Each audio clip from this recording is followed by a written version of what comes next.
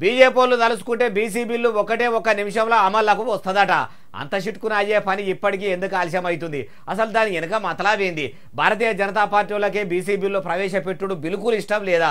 కమలయ్యలు ఏమైనా కథలు పడుతుర్రా అంటే ఖుద్దు కవిత మేడం చెప్తుంది. ఈ నుండి దేవనపల్లి కవిత alias Kalvakuntla Kavitha madam చెప్పుండ్రిగా. Bharatiya Janata party అనుకుంటే కేవలం ఒకే ఒక్క నిమిషంలో వాళ్ళకు ఉన్నటువంటి మెజారిటీతోని రాజ్యాంగ సవరణ చేసి ఖచ్చితంగా ఇవ్వగలుగుతారని ఇంత నమ్మకంగా చెప్తున్నారు కదా, ఎందుకు ఇస్తలేరు? ఆ ముచ్చట కూడా మీరే చెప్పుండ్రి. వారిని కూడా మేము డిమాండ్ చేస్తూ ఉన్నాం.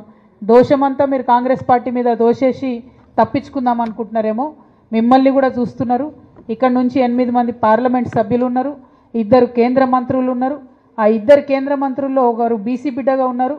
ఆ బీసీ బిడ్డ అయినటువంటి బండి సంజయ్ అని కూడా నేను పర్టికులర్గా రిక్వెస్ట్ చేస్తున్నా. కవిత మేడం ఇట్లా చెప్పింది కాబట్టి ఇక కమలయ్యల రెడ్డి బిడ్డే ఆయన కిషనాలు సారు, మున్నూరు కాపు పటేలు బిడ్డే ఆయన బండి సంజయ్ సారు మరి ముంగడబడి రాజ్యాంగ సవరణ చేసి బీసీ బిల్లు పట్టుకొస్తారా అంటే ఏమో కమలయ్యల కడుపులున్నది ఎవలకెరక. కానీ కవిత మేడం ఈ పట్టుదల కృషి మీ నాయన ఏలుబడిలో ఉండి బీసీల కోసం మీరు కూడా అప్పుడు ఇట్లనే బీభత్సంగా పోరాటం చేసి ఉంటే ఇప్పటికే తెలంగాణ బీసీ నాయకులతోనే నాయకురాలతోనే కలకలలాడిపోయేది. అధికారంలో ఉన్నప్పుడు ఓ తీరు మాట్లాడు, అధికారంలో లేనప్పుడు ఓ తీరు మాట్లాడు. మీ కల్వకుంట్ల కుటుంబంతోనే అవుతుంది అంటుర్రు ఈ ముచ్చటిన్నోళ్ళు.